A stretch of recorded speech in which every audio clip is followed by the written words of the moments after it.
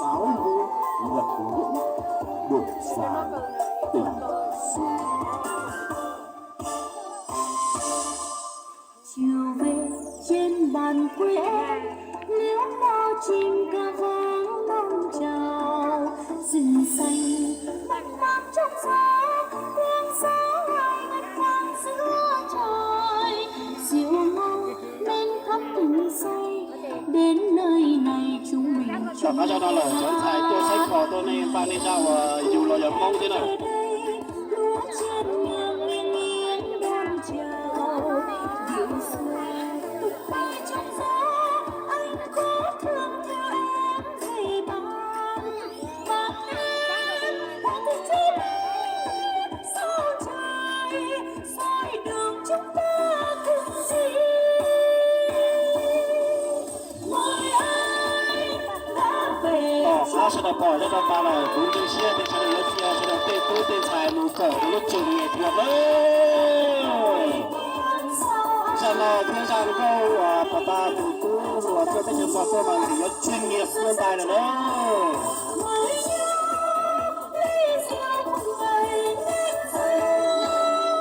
Đấy có thì giá trị là trường nghiệp thuộc là dùng trà đó nữa. Cho nó sẽ chỉ chia sẻ cho cái tên xài mù cổ là nghiệp thuộc này. Đó là cái bản chất và giá trị của trường nghệ thuộc đó sẽ được trái cờ trong đó. cho luôn làm trổ vang cho nụ hồng quê xưa đắm say trong ngày chung gió.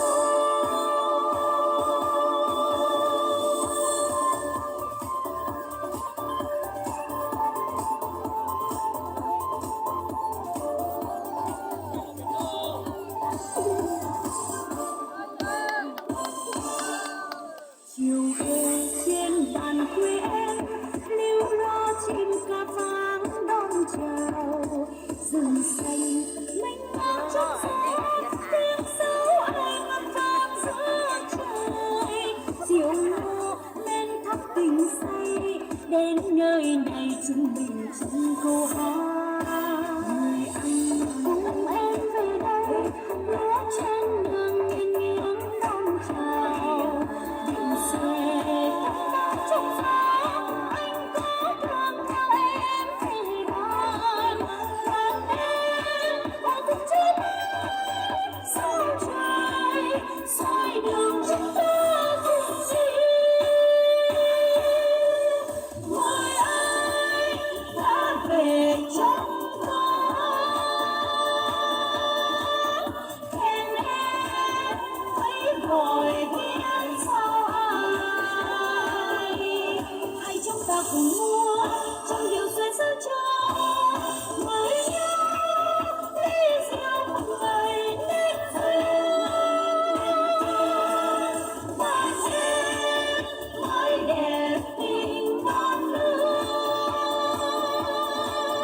về xuôi đời đời hai bên. Cho luôn đàn trổ vang cho nụ hồng quê xưa